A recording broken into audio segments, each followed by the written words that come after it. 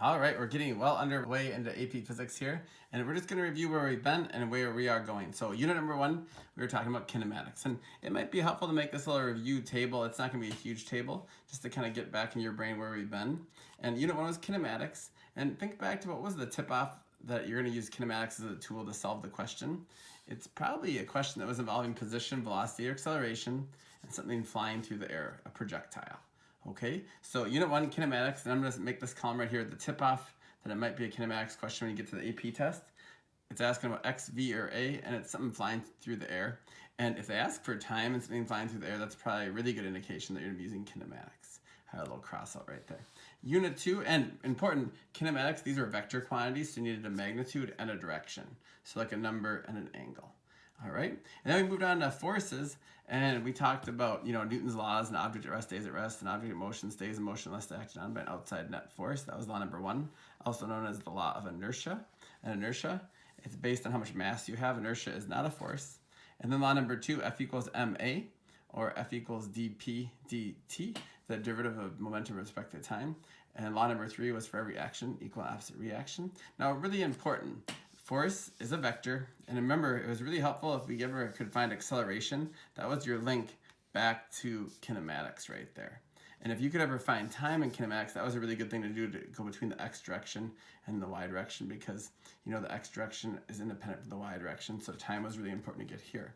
So the big picture is, if you're in force land and you want to get back to kinematics land, find the acceleration, and then once you have the acceleration, then in your kinematics equations, it was important to find time. And the classic force questions, we talk about pulleys, ramps, cables, things like that. Force is also a vector, so you need a magnitude and a direction. And the direction could be as simple as saying negative 5 newtons, so it's going to the left with a force of 5 newtons. So unit 1, kinematics, unit 2, forces. Then we moved on to work and energy, which was kind of special because it's a scalar. So we just talked about the number. We didn't talk about what angle the energy was going at, like, 10 joules northeast. That doesn't really make a ton of sense. We talked about work and energy, and the really huge thing was the conservation of energy, that your initial energy can convert to your final, like PE converts over to KE. But we used the conservation of energy formula, EF minus EI equals 0 joules, only if the forces were conservative. So gravity was a really good example of a conservative force. But if we ever had outside work being done, work equals EF minus EI, and if for some reason you had more energy at the end than you started with, that means there was an outside force acting over a certain displacement, and you added energy into your system, which would be a positive work value. So if you took energy out of the system due to friction, that'd be a negative work value. And don't forget, you always can graph things like force as a function of position right here. And if you integrate that, or find the area F dx, that would give you the work. But that was a scalar, and a classic example, we talked about roller coasters. We did EF minus EI equals 0, because we were saying let's ignore friction. So that was unit 3. And that was kind of cool, because you can do lots of things with work and energy that you could do with forces and kinematics. So that was a nice tool to add into our toolbox. And don't forget, all of these things so far, if you can see on the left margin here, I'm writing the word translational. These are all things moving in a straight line. Right, left, straight up, straight down, at an angle. And then unit 4, we rocked down to momentum, which is a vector. We had types of collisions. If you ever see things hitting each other, that's going to be a good indication that's a momentum question. And by collision, it can be a collision, two things coming together, or like an astronaut throwing a tool, two things coming apart. That would be a collision. That'd be a good indication that you'd be using momentum. And types of collisions, just to recap very quickly, elastic, you conserve momentum and kinetic energy. And remember, momentum is a vector. These should have vector signs over the top. In inelastic collisions, you still conserve momentum, okay? As long as there's not like an outside force acting on your system, momentum is still going to be conserved. But inelastic collisions, the kinetic energy initial was not equal to the kinetic energy final, because maybe they hit and they crumpled, or they gave off sound, and so some of that energy was transformed from kinetic energy to some other form of energy. All right, and the other phrase was perfectly inelastic collision, which just means they hit and they stuck together. But that kind of follows more this, where the kinetic energy would not be conserved for a perfectly inelastic collision either. But Pi would still equal Pf in that case, unless there was an outside force acting on the system. And just to tie back, when we talked about work, if you had force as a function of the x right here, and you took the area that gave you work. If you took force as a function of time, take the area that gives you impulse. So that might be helpful to write down too. If you integrate F dt. That gives you the impulse, which is the change in momentum of your system. Then we rocked down to unit 5. We had uniform circular motion, and that was kind of interesting because we weren't just moving in straight lines anymore. We weren't doing linear momentum or translational momentum, whatever you want to call it. We weren't doing straight line stuff. We were actually moving in circles. So some important things there. Circular motion, we summed our forces in the radial direction, set equal to MAC, and summed it in the perpendicular direction because we were using that new coordinate system. And remember, toward the center of the circle in the radial coordinate system, that's defined as positive. And you know, we did lots of examples. We did roller coaster examples, and we said, hey, how hard is the seat pushing on you? That's fancy talk for finding the normal force. And we summed our forces to solve for the force. You might be asking yourself, well, we did roller coaster examples with work and energy. Yes, we did, but we only talked about how fast was it going, like PE convert over to KE or whatever it was, and whatever example you're thinking of. In the case of uniform circular motion, they're actually talking about how much force did you feel as you went around the turn. So that's the big difference there. When you're talking about the force around a turn, like the normal force there, you're gonna have to sum your forces in a circular motion kind of fashion there. And then that's our first 5 units of AP Physics. We're really winding it down here. We have torque and some moment of inertia stuff, and then waves and oscillations, and then we are ready to review. So we're gonna focus in on torque today. Boom, T-O-R-Q-U-E. The label is a Newton times a meter, a Newton meter. And they actually just call it a Newton meter. When we were back in energy days, when we had a Newton times a meter, we called it a joule. But in torque, that's how we differentiate, is that torque is newtons times meters, and we're gonna talk about that right now. So that's a recap of where we've been. This is a recap of where we're going. We're gonna talk about torque. And the big thing is, it's gonna cause a rotation, and you're gonna see more examples of that right now. So let's get talking about torque. Now, one of the biggest things you can do is try to tie your new knowledge to the things you know from before. So we know from before that in translational motion days, I call it the linear motion days or the translational motion days. If you had a net force measured in newtons, a net force led to a net acceleration.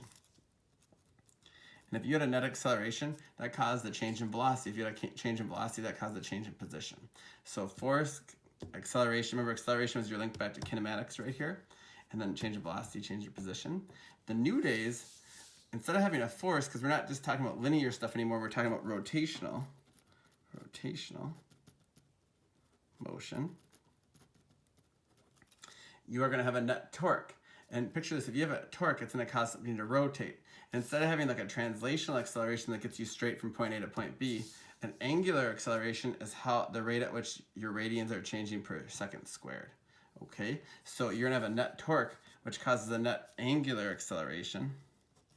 If you have a net angular acceleration, that means you're gonna have a change in angular velocity. If you have a change in angular velocity, you're gonna have a change in your angle right there. Say, okay, it just makes sense.